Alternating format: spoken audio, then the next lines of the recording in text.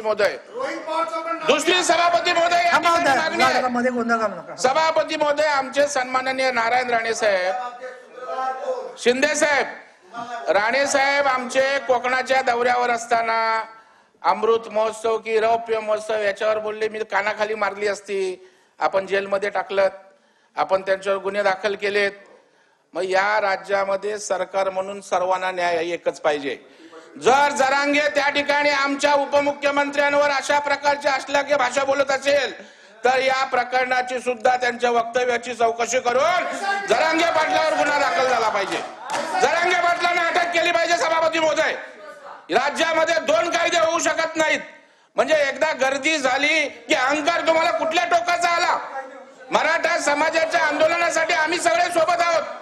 आम्ही त्या ठिकाणी समाजाच्या भावना म्हणून सोबत राहिलो, परंतु तुमच्या डोक्यात अहंकार जाऊन ह्याला बघून गेले त्याला बघून घेऊ, बामणी कावा हा पुरोगामी विचारांचा महाराष्ट्र आहे। सभापती महोदय सांगतो, आणि अशा प्रकारची वक्तव्य करण्याची चौकशी करून त्यांच्यावर गुन्हा दाखल करून त्यांना अटक सभापती महोदय या ठिकाणी झाली पाहिजे। अशा प्रकारची मागणी म्हणजे दुसरी मागणी सभापती महोदय या ठिकाणी। सभापती महोदय, या ठिकाणी दुसऱ्यावर आरोप करत असताना महाराष्ट्रामध्ये त्या ठिकाणी मोठमोठ्या सभा झाल्या, जेसीबीने त्या ठिकाणी फुलांची उधळण केली, चांगलं आहे। जरांगे साहेबांनी त्या ठिकाणी सांगितलं की 1 रुपया मी समाजाकडून घेणार नाही, कोणी पैसे गोळा करायचे नाहीत। मग लाखो रुपये या सभांचे, जेसीबींचे, ट्रॅक्टरला 30,000 रुपये दिले, आले कुठून सभापती महोदय? या सगळ्या आर्थिक व्यवहाराची ईडीच्या मार्फत चौकशी झाली पाहिजे। कोणी पैसे दिले, कोणी पैसे दिले, कुठून फोन आले त्यांना, सभापती महोदय या सगळ्या गोष्टीची चौकशी झाली पाहिजे। मला या ठिकाणी सभापती महोदय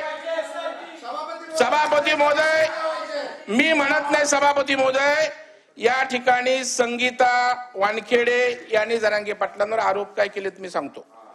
मी सभापती महोदय बोलत नाही, शिंदे साहेब आपण पुन्हा संगीता वानखेडे काय म्हणतायत बघा। त्यांनी असं सांगितलं सभापती महोदय की प्रकाश आंबेडकर, राज ठाकरे, उद्धव ठाकरे, शरद पवार सगळे त्यांना भेटले आणि मला जरांगेंना लोकांनी डोक्यावर घेतलं, मी त्यांच्याशी जोडले गेले वगैरे सांगितलं। त्याच्यानंतर ते बोलतात बघा, बारसकर महाराज यांनी जे सांगितले तेच बरोबर आहे। मनोज जरांगे कोणालाही विश्वासात घेत नव्हते, फक्त एक फोन ज्याचा येत होता, शिंदे साहेब फक्त एक फोन ज्याचा येत होता त्यांना विश्वासात घेत होते, तो फोन शरद पवार यांचाच होता।